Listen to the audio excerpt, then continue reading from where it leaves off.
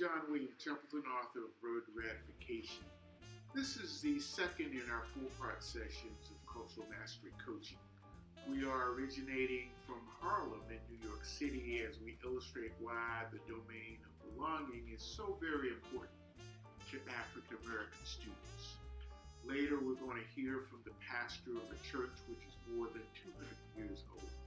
We're also going to visit the Harlem Success Garden and look at a school which actually demonstrates the power of cultural mastery.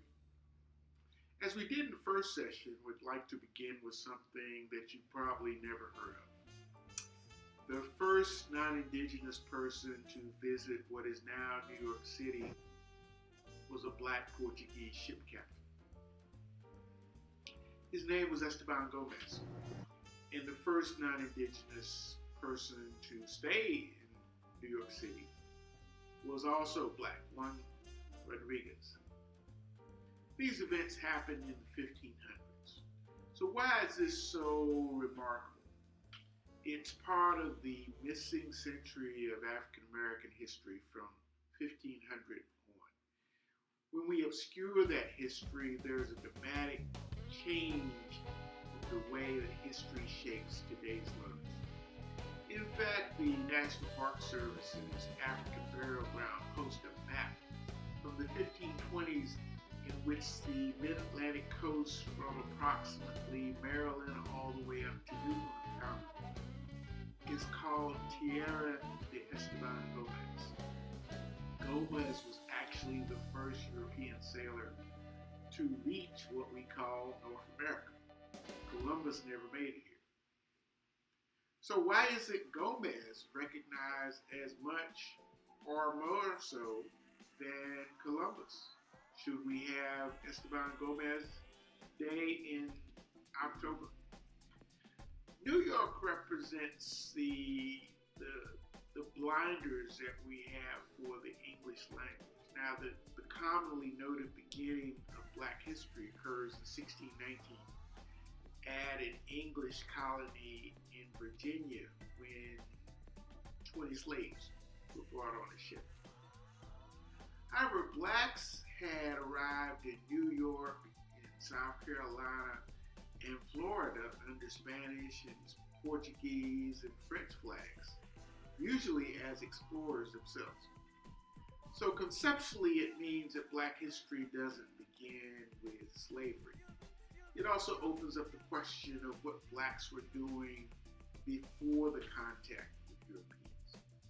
The National Park Service has an excellent description of Africans in the 14th and 15th century, where the richest man in history, Mansa Musa, controlled half the world's trade in gold and salt, and was patron to the universities at Timbuktu, Janneh, and Ghana. For African American students, the misguided and incorrect box of slavery as a sole prism through our history discourages and demotivates them. I asked one group of seniors how they would feel if they saw themselves as descendants of people who overcame slavery. They replied, "We would feel like we could do anything." Instead, they're made to feel as though their status as human beings is still an open question. That attitude leads to bias among teachers and other classmates. Actually, each of the three largest American cities, New York, Chicago, and Los Angeles, had black founders. The average African American student is a ninth generation resident in the United States, but most of his counterparts have been in the country fewer than 3 generations. In New York City in the 1600s, there was a wide area called Negro Town, which includes the current site of Empire Building.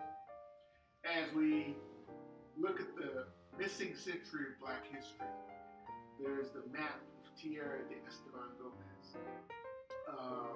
Most blacks went to Latin America. And also there are sites in Chicory, South Carolina, where blacks were able to merge with the indigenous peoples. And St. Augustine, Florida. In fact, there were African American at St. Augustine, Florida. And this area was dominated by free blacks for the next several centuries.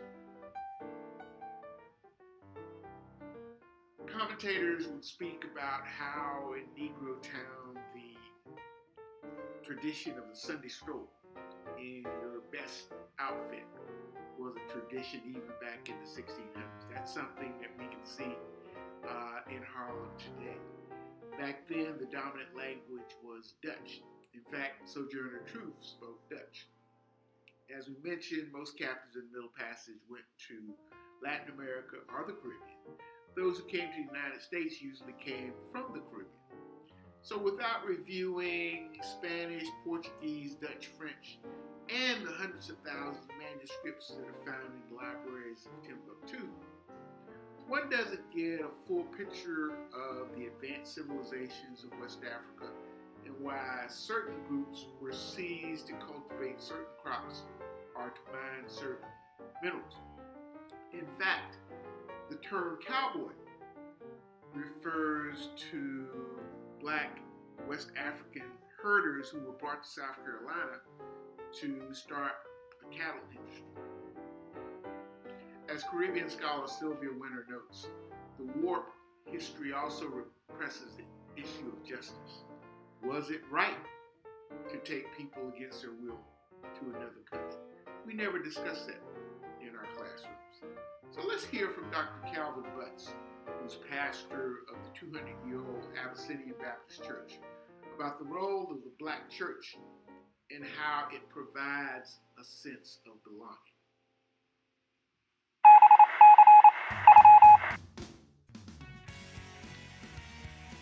I met with Dr. Calvin Butts on December 12th as he was preparing to show the documentary 13th at Abyssinian Baptist Church. The church is 209 years old. It was founded in 1808, and it is a great example of the power of belonging and why the earliest African Americans understood that their salvation and their liberation came through their Africanness. Abyssinian is like most of the other churches that were founded prior to 1820. They all have African or Abyssinian in their name. For instance, you had African Baptist Church in Savannah, you had First African Presbyterian Church in Philadelphia, the African Methodist Episcopal Church, and the African Methodist Episcopal Zion Church in New York City. All those early institutions were very firm about the Africanness and the importance of that belonging.